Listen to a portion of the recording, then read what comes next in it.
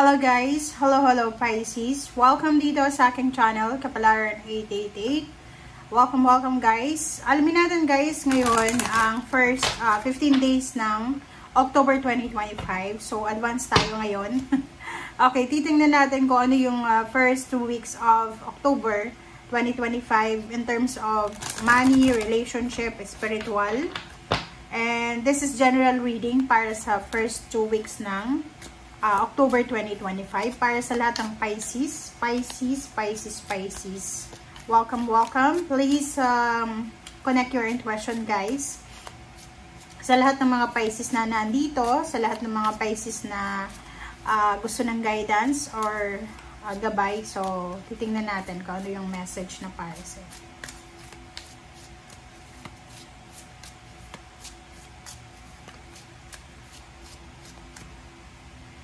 Alright, so first card natin, Pisces, is Dog. Dog, Divine Service. So, titingnan natin kung ano pa ba ang message sa first deck sa Dog. This is a spiritual message, guys. Spiritual energy. Itong dalawang baraha. Okay. So, first two cards natin from the first deck is Dog and Tiger. Okay? Kung malalaman nyo both na animals na to ay sobra silang strong.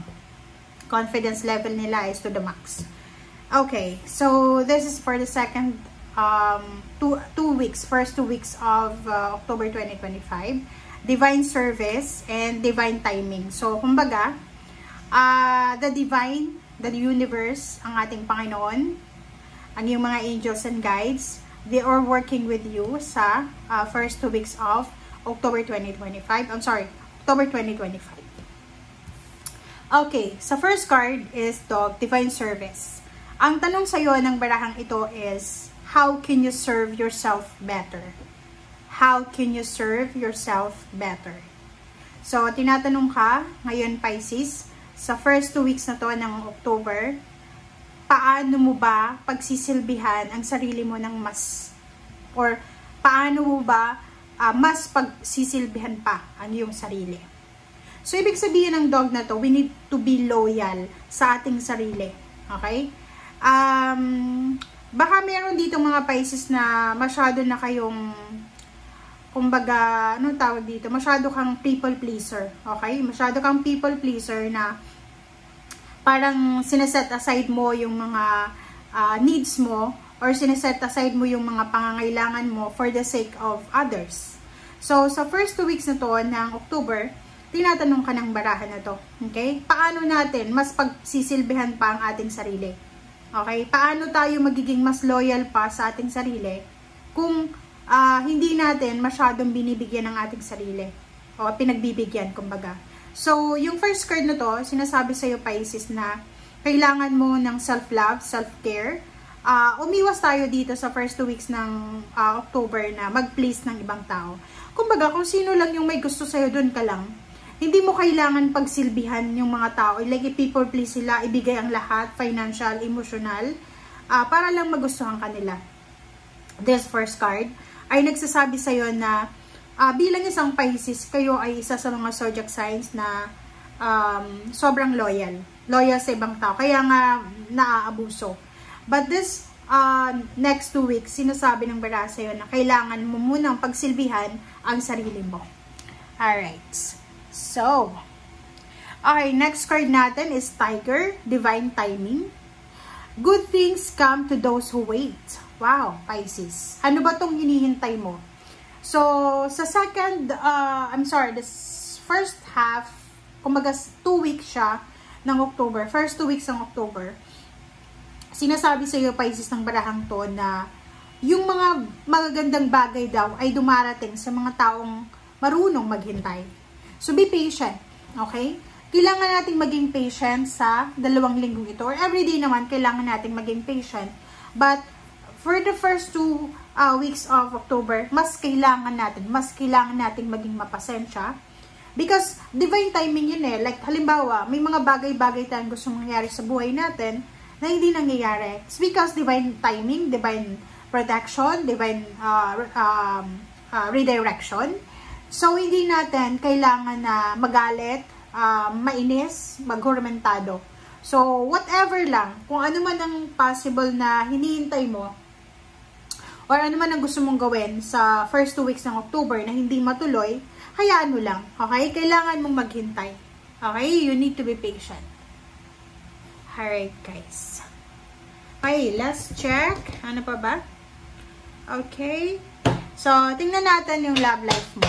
Okay, doon sa mga may love life na Pisces, titingnan natin. Ano ba ang message ng universe, ng divine, ng spiritual helpers, or ano ba yung gustong sabihin sa'yo ng taong mahal mo? Okay, lalo na doon sa mga no contact na relationship. Like, halimbawa, walang contact sila, matagal na, parang ganun. So, let's check.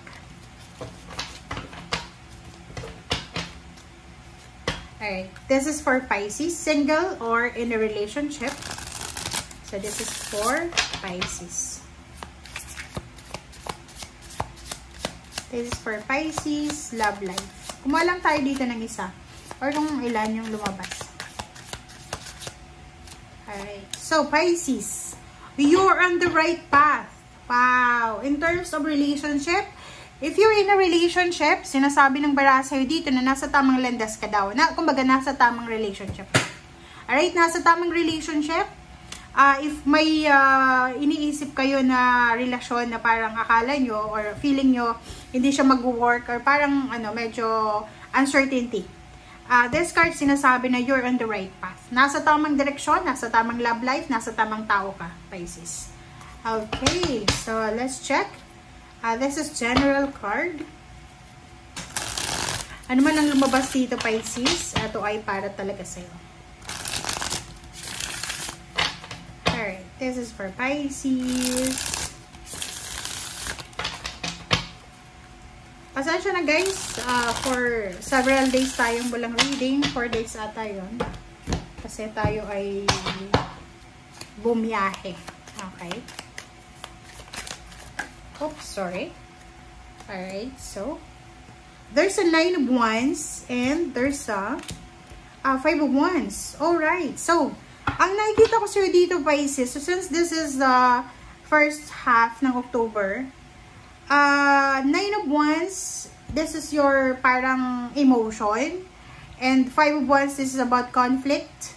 So, sinasabi ng bara sa'yo dito na sa first 2 weeks ng October, wala kang gana para makipag-away, makipag-argumento, makipag-kompetensya, sabihin kung ano yung nararamdaman mo. Like for example, hahayaan mo na lang. 5 of Wands, this is the conflict na parang ikaw yung may parang pwede mong iwasan, pwede mong ignore or i-withdraw ang sarili mo or i-detach yung sarili mo sa away, gulo, or ano pa man. So, nakikita ko sa'yo dito na 9 of Wands, napapagod ka na. So, like family, negosyo, ano ba, sa trabaho na parang maraming conflict or maraming mga misunderstanding, miscommunication na pinagdadaanan palagi. Sinasabi sa'yo dito ng baraha, Pisces, na pagod ka na. Okay? So, wala kang energy. Wala kang energy sa first 2 weeks ng October para makipag-away. Para makipagkompetensya. Basta nakikita ko sa'yo dito, your focus sa divine, your focus sa spiritual. Hindi ko alam kung anong gagawin mo. It's either magre-retreat ka, magbabakasyon, magpapahinga. So, nakafocus ka sa yung emotion, sa balance and harmony. And wala kang oras because you're tired. Diba? Parang sinasabi ng barahan na to na pagod ka na ipaliwanag yung sarili mo, yung point of view mo. So now, you're just going with the flow, just letting go, and gusto mong magpahinga. Alright. So, let's check. Next cards. Doon sa mga Pisces na parang ngayon, habang nanonood ka, pagod ka pa, yung parang negative.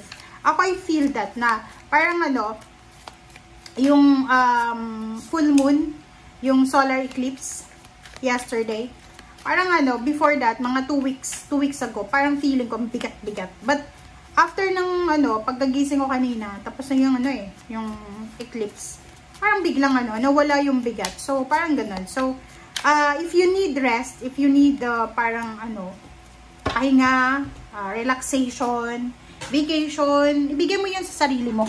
Okay? Kasi hindi ka naman robot eh. Kahit na robot, kailangan i-charge. So, you need to recharge.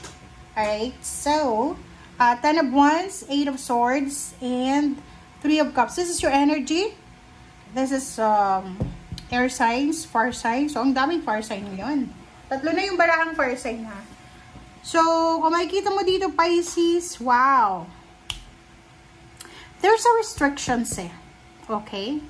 Parang halimbawa dito, for the second, sorry, palagi yung sinasabi second, is 2 weeks ah. For the first 2 weeks of October, parang nakikita ko sa'yo dito na marami kang gustong i-celebrate. Kumbaga, yun na nga, like dito, wala kang oras para sa stress, anxiety, depression, drama, parang ganon. Kasi nakafocus ka sa 3 of Cups. Okay? But the problem is, eto yung gusto mo eh. Maybe there's an occasion eh. Maybe there's an occasion, there's a celebration, joyful happenings, joyful celebration, na gusto mong i-celebrate for yourself, or pwedeng sa spiritual mo. But there's an 8 of Swords, restrictions and burdens and responsibility.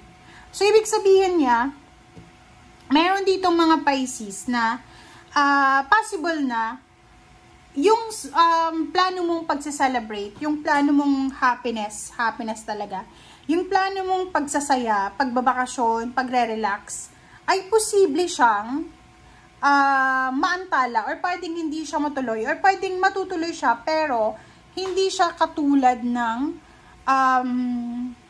inaasahan mo. It's because marami kang obligations eh. There's a burden of responsibility. So, ano ba yan?